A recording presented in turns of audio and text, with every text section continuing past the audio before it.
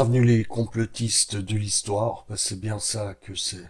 Rétrofutur, c'est une remise en question de l'histoire. Comme par exemple ici sur cette photo, on voit ces magnifiques bâtiments. C'est une photo qui date de 1870 aux États-Unis. On voit des poteaux électriques, il y a plein de câblages. On venait de découvrir l'électricité, là on est en 1870. Il y a encore des chevaux. Ici, il y a des tramways qui fonctionnent sans aucun doute à l'électricité. D'ailleurs, on voit même les câbles.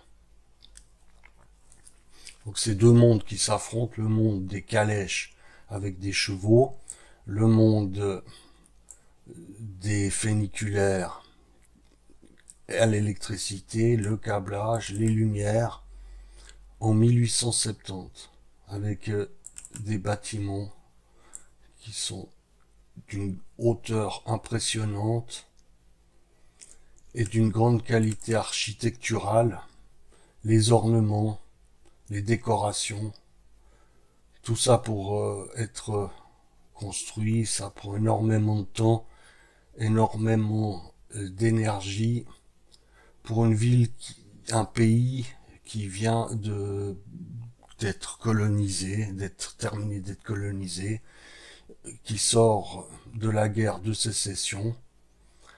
On a tous vu ce que représente le western, les images qu'on a du western, mais ce genre d'images dans les films hollywoodiens, on n'en a pas.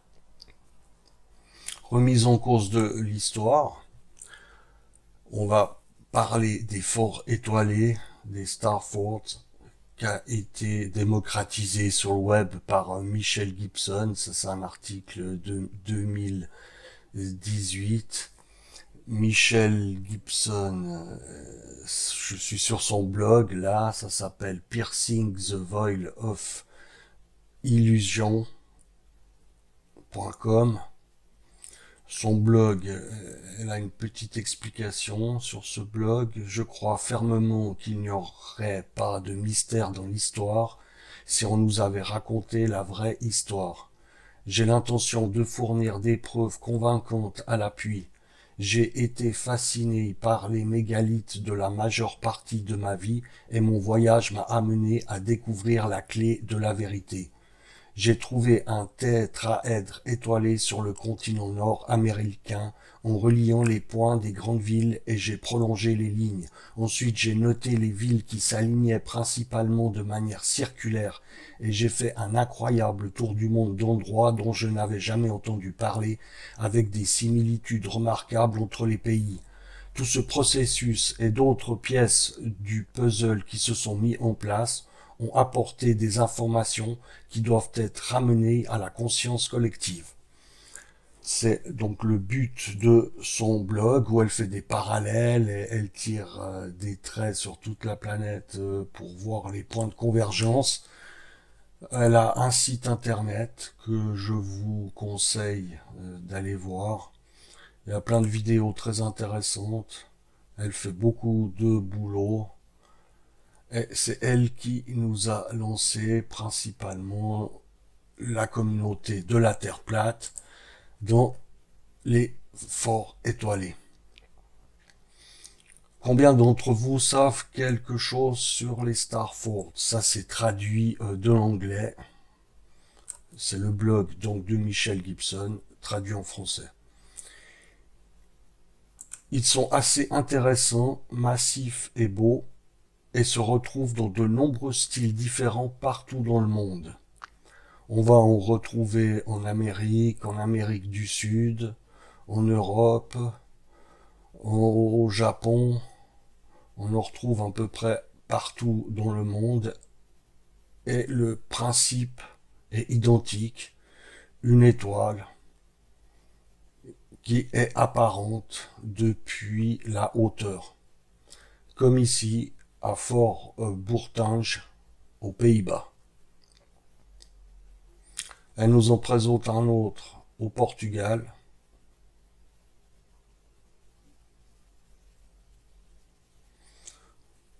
à Hakodate, Hokkaido, au Japon.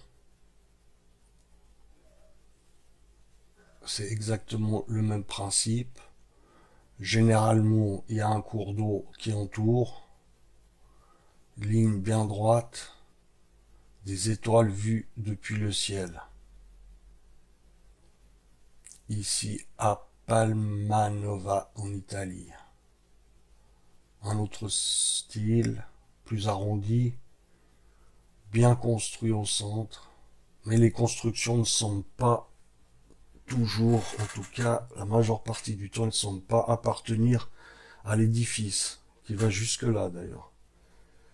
Ça émettrait une résonance particulière à un point spécifique sur la Terre.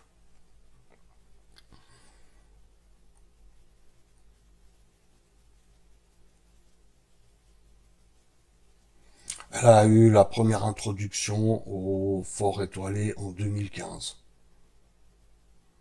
Ici un autre à Monroe en Virginie. Alors que les forts étoilés peuvent être interprétés comme étant ou sembler de nature défensive, donc dans une optique guerrière, cette explication ne convient pas lorsque l'on examine de près leur configuration. Il y a des spéculations à partir de preuves sur place à différents endroits qu'il existe un lien avec la production d'énergie d'une manière ou d'une autre. La forme aurait une résonance qui permettrait d'avoir de l'énergie libre. Et les forts étoilés du monde entier ont été recouverts, utilisés ou détruits. Il y en a partout, on verra ça tout à l'heure. On voici d'autres exemples aux États-Unis. Le premier, c'est McHenry, Baltimore. Dry Tortugas National Park, Florida Key, en bas. Et Castillo San Angelo, Saint Augustine, Floride, en bas à droite. Et il y en a une aussi sous le piédestal de la Statue de la Liberté.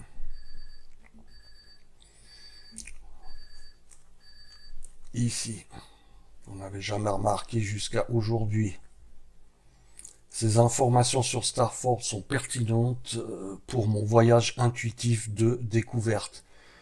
J'ai vu pour la première fois la vidéo de New Earth Starford sur YouTube fin 2015.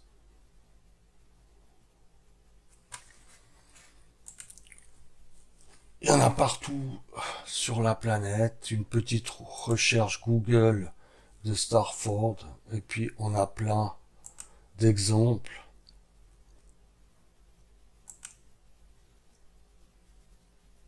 Des formes magnifiques qui prennent leur ampleur depuis le ciel. Des constructions qui dateraient en général de 1600, 1700, c'est ce que nous apprend le narratif. Qui sait qui pouvait regarder ça depuis le ciel à cette époque-là? Comment faisait-il pour voir ça depuis le ciel? Quelle était l'intention réelle de ces constructions?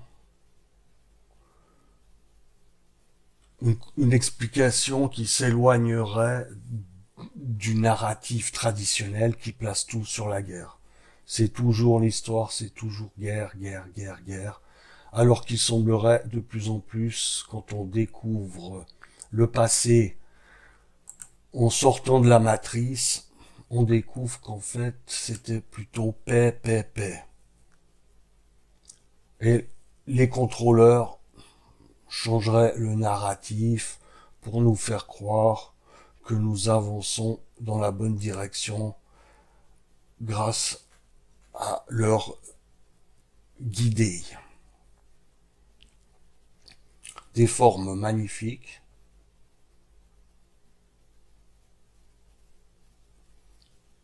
Il y en a à plusieurs endroits du monde. Et toutes ces constructions se ressemblent.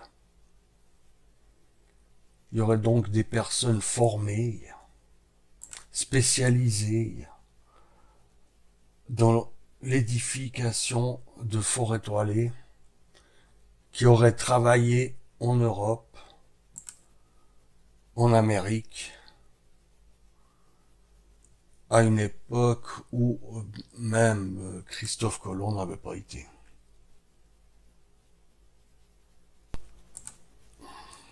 Il y a un parallèle avec ces formes, avec des fractales. Ça ressemble d'ailleurs au crop circle. Si on prend des crop circles avec une, euh, une forme étoilée, on obtient ça comme recherche Google. On peut remarquer que ça ressemble vraiment aux crop circle qui ont commencé à être archivés en 1500. Qui c'est qui fait ces crop circles? On sait pas. On pense bien que deux, trois peuvent être des canulars, mais depuis des dizaines et des dizaines d'années, donc depuis 1500, des gens s'activent à faire des formes splendides à travers le champ pour récolter quoi? C'est certainement des formes d'une civilisation en parallèle à la nôtre, sans pour autant être des extraterrestres, c'est mon avis. Des forts étoilés, le narratif nous explique qu'est-ce que sont ces forts étoilés. Une vue aérienne qui prouve pourquoi les forts étoilés sont si beaux. La véritable magnificence de ces fortifications historiques ne se révèle que du ciel. Le narratif nous dit donc, les forts étoilés, bien qu'ayant un nom délicieusement fantaisiste, sont nés dans des circonstances quelque peu sombres, comme toujours avec le narratif, l'invention et l'utilisation de canons et de poudre à canon dans la guerre. Après leur création au milieu du XVe siècle, les forts médiévaux étaient généralement défendus par des archers qui avaient simplement besoin d'un terrain plus élevé pour avoir un avantage sur leurs ennemis. Mais lorsque les canons ont été lâchés sur les forteresses à l'ancienne, l'architecture a dû s'adapter aux nouvelles armes. Ainsi, des forts en étoile ou forts de bastions ont été construits car ils maximisaient la défense contre les impacts de boulets de canon et offraient une meilleure protection et une meilleure vue sur le champ de bataille pour ceux à l'intérieur du fort. Comme la meilleure vue d'un fort étoilé est sans surprise d'en haut, nous avons rassemblé 9 exemples encore debout des structures fortifiées avancées du monde entier. Ces Starfords ont été mis en place dans des vues guerrières selon le narratif pour faire face à de nouvelles armes qui étaient les boulets de canon. Et ils ont fait des structures magnifiques avec des formes superbes pour se parer à d'éventuels envahisseurs. C'est ce que nous raconte le narratif. Ils se sont bien appliqués en tout cas, comme ici encore aux Pays-Bas, qu'on a vu certainement, c'est le même que tout à l'heure, oui. Le Wilhelmstadt aux Pays-Bas, Saint-Martin-de-Ré en France, toujours en France, la même composition de l'air, du fort étoilé, de l'eau, des remparts, une jolie forme.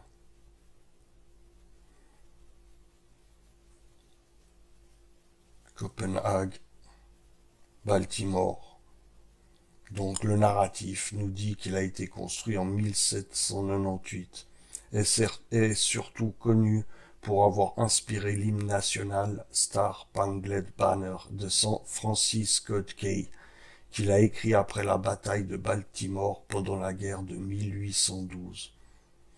Pour chacune des questions d'à quelle date telle ou telle infrastructure a été construite, le narratif a toujours une réponse.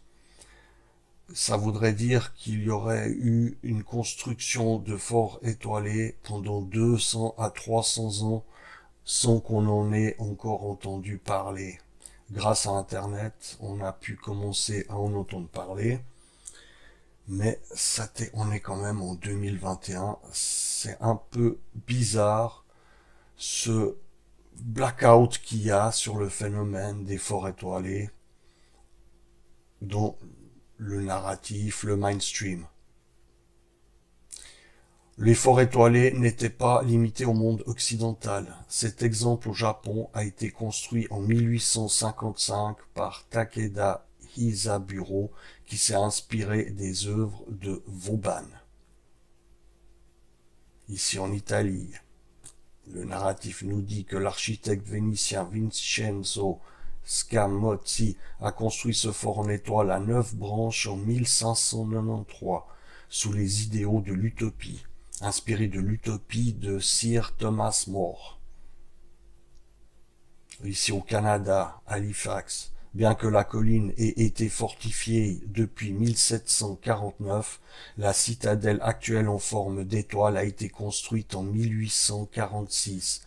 Elle est aujourd'hui un site historique restauré dans sa splendeur de l'époque victorienne. Et il y en a encore plein d'autres.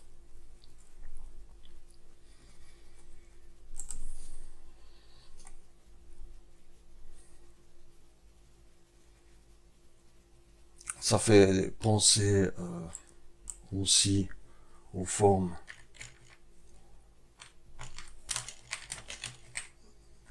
Nazca,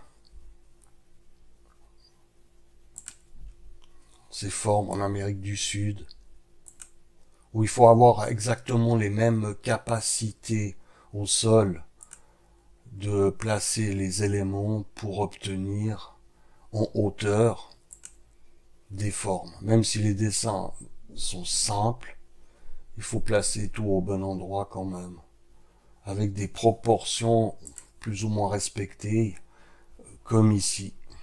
Donc au Pérou, cette araignée qui maintient parfaitement des proportions.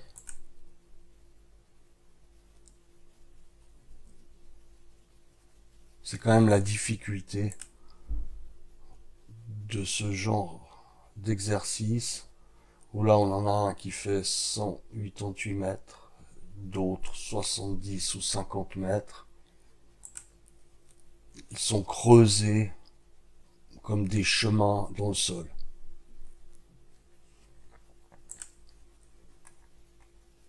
Voilà pour l'introduction des Starford dans cette édition de Rétrofutur. Les stars forts étoilés font-ils partie d'une énergie libre?